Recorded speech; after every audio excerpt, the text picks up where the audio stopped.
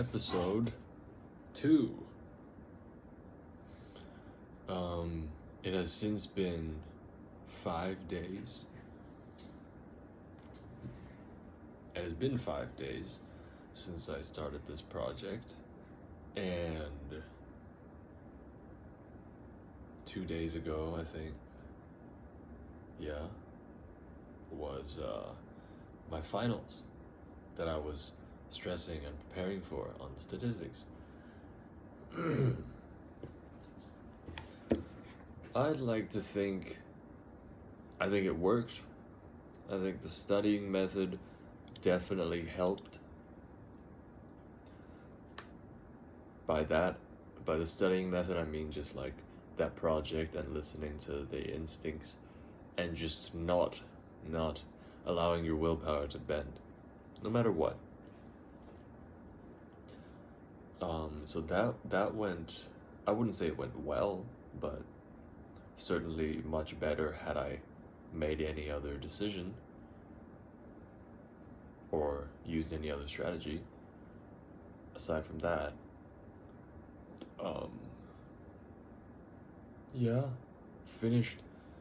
finished 3 group projects in 2 days, so that's also pretty big. Not group projects, but like 3 projects, including 2 group projects and one individual in 2 days. So that's something. Again, following the same principle of following your instincts and just remembering the only thing is willpower. Yeah. Aside from that, I had a good workout at the gym.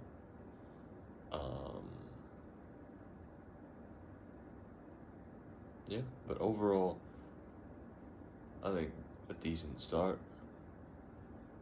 Surprised I'm still doing it, but also sort of reflection on both the first video and this past week, right?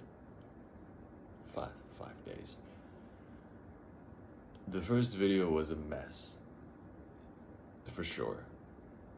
But that's also the point, I feel like.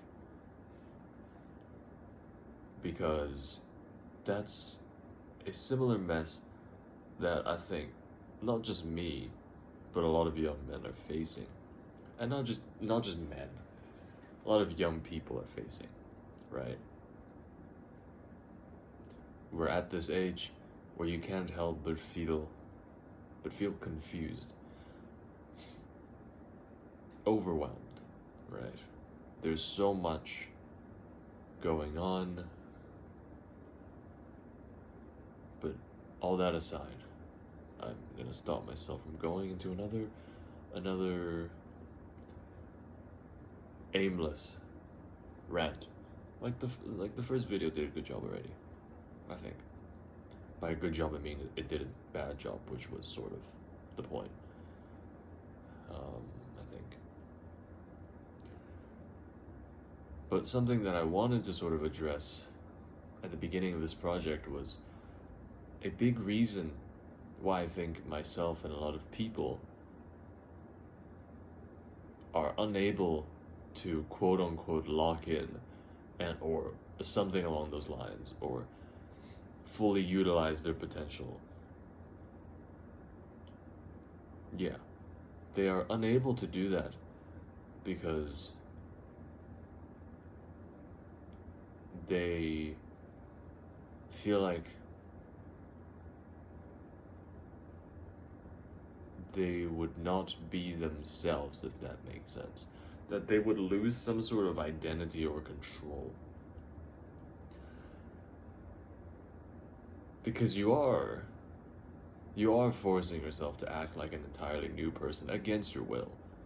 Because by default, right, we always want to take the easiest path.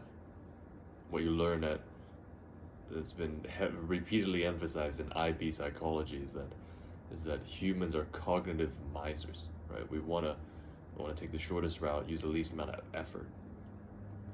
So it is not your fault that you're conditioned biologically, like, to be lazy in a way.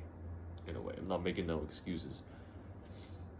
Um, and you feel like you feel a sense of freedom. I'm sure when you feel like when you don't do anything else and you all of a sudden have all this time in the world, you're staying up at night, you're doom scrolling, you're using your time however you want to, or that's what you think, right? But something that I've discovered is that we actually become more free, paradoxically, if we put compared to none, compared to no restrictions. We are more free if we actually put more restrictions on ourselves. Because you're more in control, right? You are no longer being controlled. It's an illusion of free will if in that first state where you think you're free, but hell, you can't even find time to be alone without your phone for like 10 minutes, right? But you don't realize that, and you think you're free. And if you know, spend more of your time studying or etc., that you no longer are yourself, but actually you are more free, right? In that second state, where you're more in control of yourself.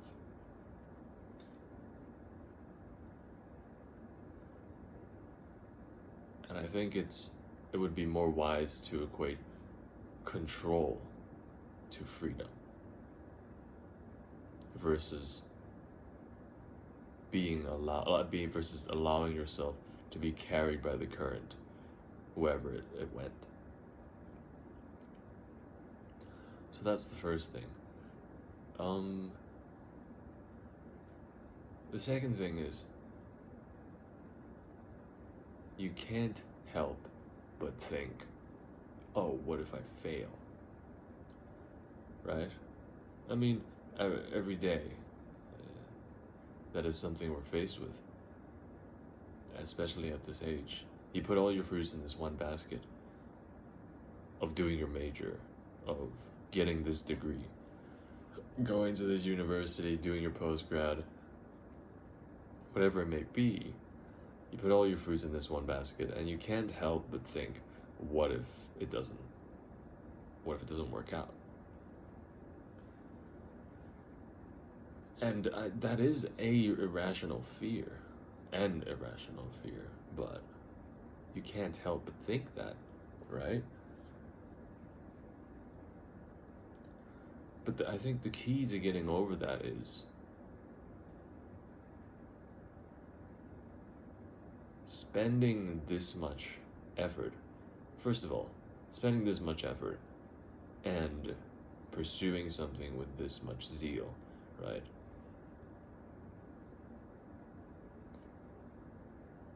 It's not putting all your fruits in one basket. It doesn't mean you can't do anything else. You can't start anything else on the side, right? This is just sort of your main quest of sorts. And it's completely fine to do other things just as you would have done had you not had this main path. That's the first thing. Second thing is, you're much better off putting your effort into this. Most likely, you're much better off putting your effort into this than anything else. So you're making the best possible choice anyways. So of course it could fail, but also, of course, the piano can fall out of the sky as you're walking down the road and just absolutely like deck you, right? And then you die there.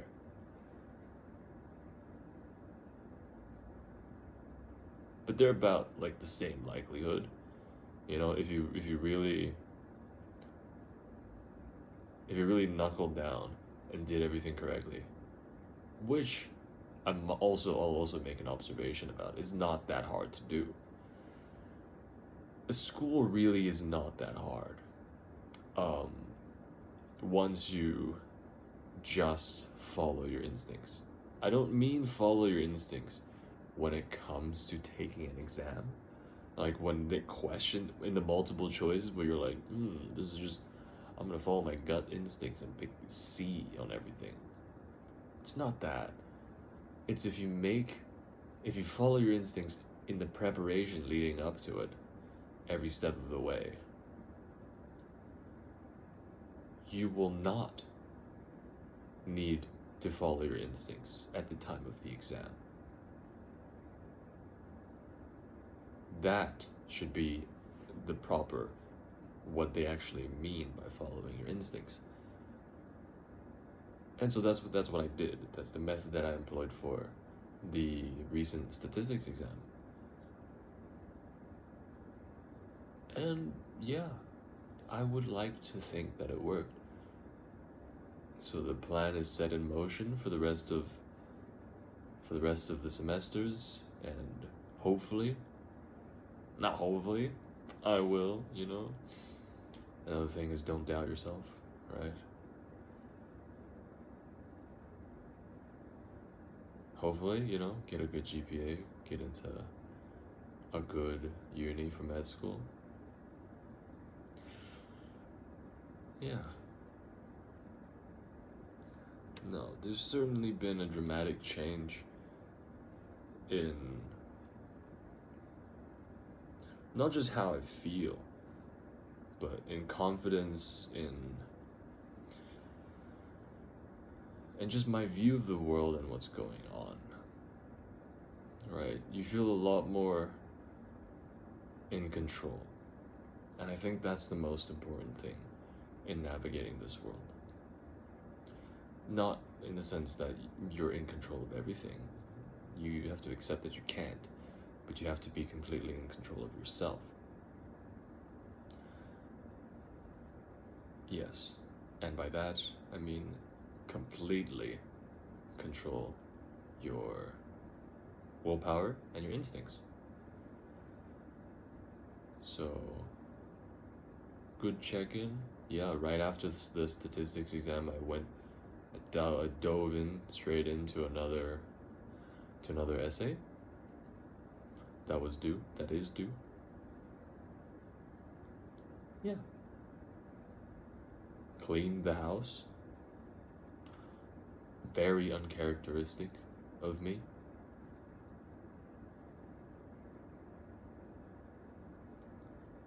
Bought a book. Read it already. Not this run, but I have read this book before. Meditations. Very popular book, I know. A little overrated, but oh well. Was cooking a lot more. Not a lot more, but a reasonable amount more. And I guess the goal for now is to be able to be more articulate, right? To be able to articulate my thoughts better. And this format is the way that I'm training myself to do so. And yeah, sure, there are so many problems in the world, right? So many. There's more than you can even count. And it seems that we're having a head dive to a cyberpunk dystopia.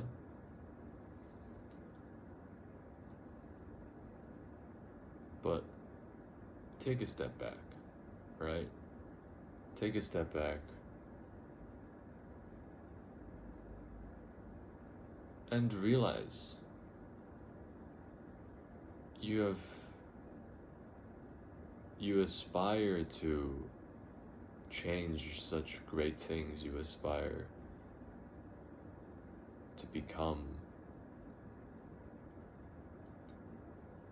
so many versions of yourself that are so grand, that are so influential,